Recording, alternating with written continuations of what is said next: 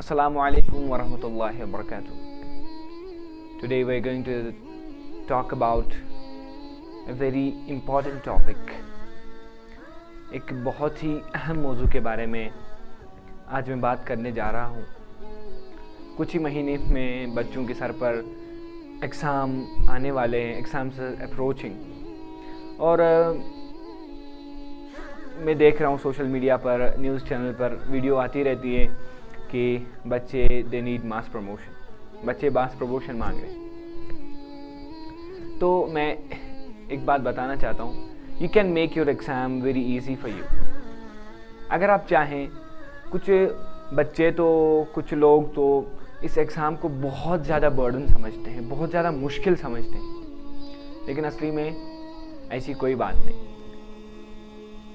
मैं पिछली वीडियोस में बयान किया हूँ, मेरे 3 पार्ट है वीडियो के, दैट नथिंग इज़ इम्पॉसिबल के हवाले से। उसके बारे में 3 वीडियो बनाया था मैं कि हर काम करने के लिए 3 चीज़ें ज़रूरी है। First plan, second hard work, third believe in God. इन तीनों जो मौजू पर मैं वीडियो बना चुका हूँ, आप चाहे तो you can watch them. So what I am going to share with you that, आप तो फ्रांसिस रॉबर्टसन के बारे में जानते ही होंगे।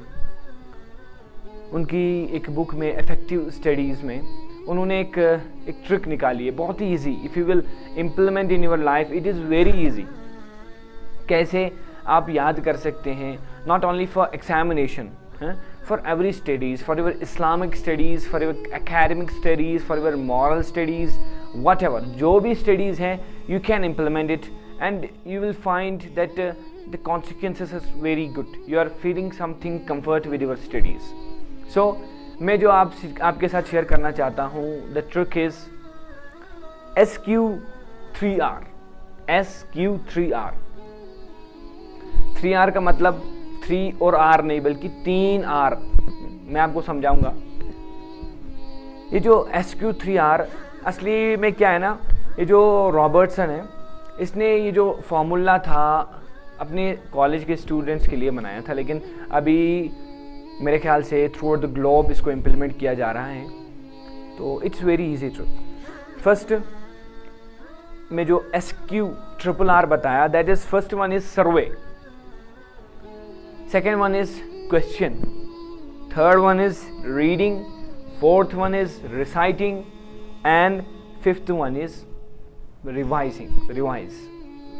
पहला जो सर्वे, जब आप अपने नोटबुक को हाथ में ले ले फर्स्ट, या बुक को हाथ में ले ले, या नोट्स को हाथ में ले ले, वट एवर इट इज़, तो आप क्या काम करें, फर्स्ट सर्वे इट। पहले उसकी हेडलाइन, सब टाइटल्स, उसके फिगर्स, उसके एक्टिविटीज को बस देखें, एक बार पढ़ें, देखें। उसको तरो करने की ज़रूरत नहीं है, पढ़ने की ज़्यादा हाजत नहीं है, जस्ट रीड एंड प्रोसीड, आगे जाओ। इससे क्या होगा ना, इससे जो आप जो कंटेंट यानी कि टॉपिक है उसके साथ फैमिलियर हो जाएंगे, कि यानी कि जब आप फिगर्स देखेंगे, इसके जो हेडलाइंस देखेंगे, आपको थोड़ा सा दिमाग में बैठेगा कि मुझे क्या पढ़ना है इस टॉपिक में, मैं क्या पढ़ने वाला हूँ इस टॉपिक में। तो आपके लिए बहुत आसान हो जाएगा इसको याद करना, इसको रिवाइज करना, इसके क्वेश्चंस को थरोली बाय हार्ट करना। तो ये पहली बात है, फर्स्ट सर्वे इट। जब आप इसको सर्वे करेंगे तो ये कंटेंट जो है दिमाग में बैठ जाएगा, ये किसके बारे में बता रहा है ये topic. Second one is questioning. फिर उसके बाद कुछ बुक्स में तो लेसन के आखिर में क्वेश्चन दिया होता है, देन रीड दैट। उससे आपको पता चलेगा कि ये जो टॉपिक है, ये जो मैं टॉपिक पढ़ने वाला हूँ, इसमें कौन कौन से क्वेश्चन आ रहे हैं, ये किस किस बारे में मुझसे बात करेगा ये टॉपिक, यानी कि मैं क्या पढ़ने जा रहा हूँ इस टॉपिक में। तो सोचिए कितना आसान होगा जब आपको पहले ही मालूम होगा कि मुझे इस टॉपिक में क्या पढ़ना है, मैं किस बारे में। आप एक बार जस्ट इमेजिन इट, देखिए कितना आसान होगा आपके लिए पढ़ना। तो अगर क्वेश्चन नहीं है, यू मेक द क्वेश्चन खुद बनाएं। What is this chapter about, ये चैप्टर किसके बारे में, ये चैप्टर से हम क्या सीख सकते हैं, क्यों ये चैप्टर हमें पढ़ाया जा रहा है। ऐसे ऐसे क्वेश्चन बनाकर आप चाहे तो यू कैन गूगल इट, और you can use Wikipedia, or you can refer your book, you can go through your book, or you can आप कभी किसी टीचर के साथ, किसी टीचर को पूछ सकते हैं इन क्वेश्चंस का आंसर। तो 2 बात तो हो चुकी। फिर तीसरी बात रीड। जो आपने क्वेश्चन पढ़ा उसको रीड करो।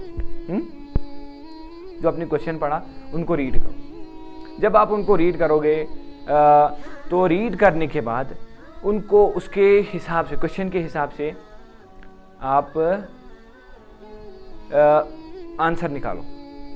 टॉपिक पढ़ो, पहले टॉपिक पढ़ो। जब आप पहले टॉपिक पढ़ोगे फिर जो आपने क्वेश्चन लिखे होंगे खुद ब खुद, क्योंकि आपको पहले ही मालूम होगा कि जो क्वेश्चंस हैं वो किसके बारे में, तो फिर क्या होगा कि जो टॉपिक आपने पढ़ा है आपको खुद ब खुद आपका आइडिया उधर जाएगा कि मेरा टॉपिक क्वेश्चन है ये कहाँ से आ रहा है। क्योंकि आपका जो फिगर है, आपकी जो एक्टिविटीज़ है, आपकी जो हेडलाइन सब हेडिंग में सर्वे में पहले जो मैं एस बताया उसमें पढ़ी होगी, उसमें तो आपको मालूम है कि कंटेंट कहाँ क्या है, फिगर्स क्या है।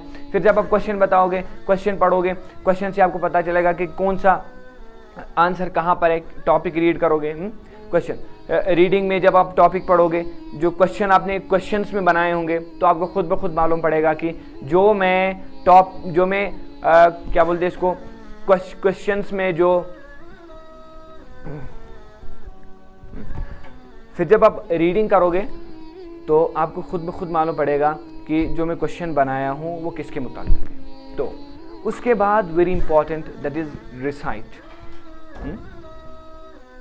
रिसाइट उसको पढ़ो, जस्ट स्टडी इट, उसको पढ़ो, कंटिन्यू पढ़ते रहो उसको। जो आपने पढ़ा उसको ज़्यादा से ज़्यादा पढ़ो, ज़्यादा से ज़्यादा। और एक बात यू रिमाइंड इट, अच्छे से याद रखो इस बात को कि जितने सेंसेस बॉडी में 5 सेंसेस हैं, आपके जितने भी सेंसेस किसी भी काम में इन्वॉल्व हो जाएं तो वो काम बहुत ही बेहतर तरीके से होता है।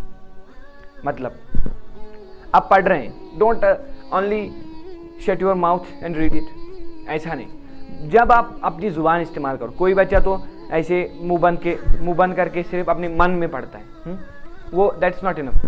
जब आप पढ़ेंगे तो आपका मुंह, आपकी टंग वर्कआउट करेगी। तो उसके साथ दूसरी चीज़ आपके कान, 2 सेंसेस इन्वॉल्व।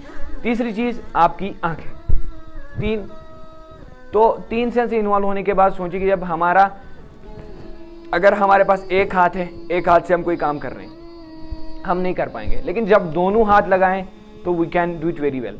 फिर जब और 5-6 आदमी आ जाए तो ये काम बहुत आसान हो जाएगा। इसलिए कोई बच्चा ऐसा ना करे सिर्फ पढ़े, सिर्फ रट्टा मारे।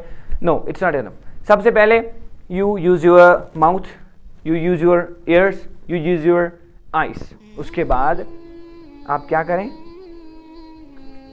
आप अपना हाथ चलाएं, यू यूज योर हैंड, अपना हाथ इस्तेमाल करें। तो 4 चीज़ें जब एक ही काम में इन्वॉल्व हो जाएंगे तो that will be very better, वो बहुत अच्छा हो जाएगा। फिर उसके बाद जो मैं लास्ट वाला आर बताया हूँ वो रिवाइज का आर है। फिर जो आपने पढ़ा वो रिवाइज करें। हम क्या करते हैं, हम एक दिन एक टॉपिक याद करेंगे, दूसरे दिन दूसरा टॉपिक याद करेंगे, तीसरे दिन तीसरा टॉपिक याद करेंगे।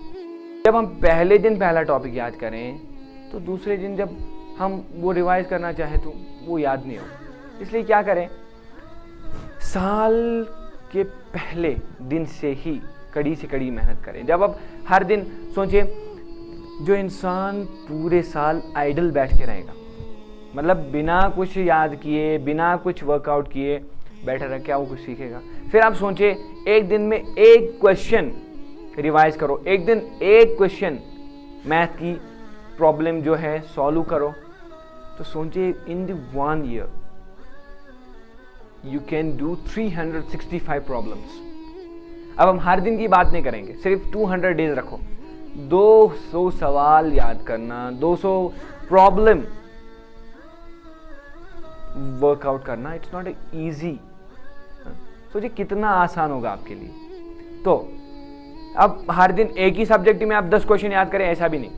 क्या करें, अगर आपके पास 5 सब्जेक्ट है, 5 सब्जेक्ट के 5 क्वेश्चन वर्कआउट करें, 5 क्वेश्चन याद करें, 5 क्वेश्चन रिवाइज करें।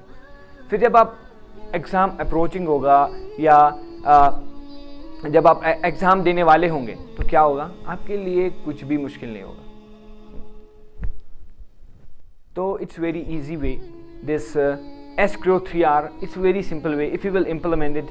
देखें, अगर आप मदरसे में जाएंगे ना, मदरसे में जाएंगे तो वहाँ जब कुरान हिफ्स कराते हैं, वहाँ बच्चों को क्या कराते हैं जानते हैं? वहाँ बच्चों को जब पहला सिपारा हिफ्ज़ कराते हैं, दूसरा सिपारा हिफ्ज़ कराते हैं, ऐसे 30 सिपारे हिफ्ज़ कराते हैं।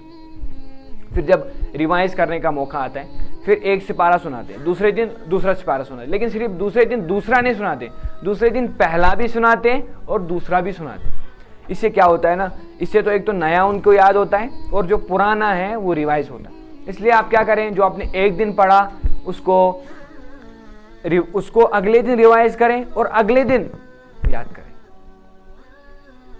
तो बने रहें, इंशाल्लाह अगली वीडियो में और एक 5 टिप्स लाने वाला हूं, तो आप देखते रहें, क्योंकि मैं इसी वीडियो में बताता लेकिन it is very bore to listen, lengthy video.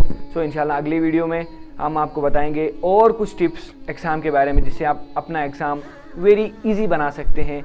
और जो मैं बताया हर वीडियो में बताता हूँ, अपनी मेहनत, अपना शेड्यूल, उसके बाद तवक्कलतु अलल्लाह, अल्लाह पर भरोसा करें, हुब्बे रसूल दिल में रखें, that is enough for every success. वो हर कामयाबी के लिए एक अहम नुस्खा है। व आखिरु दावाना अनिल हम्दुलिल्लाहि रब्बिल आलमीन। अस्सलामु अलैकुम व रहमतुल्लाहि व बरकातहू।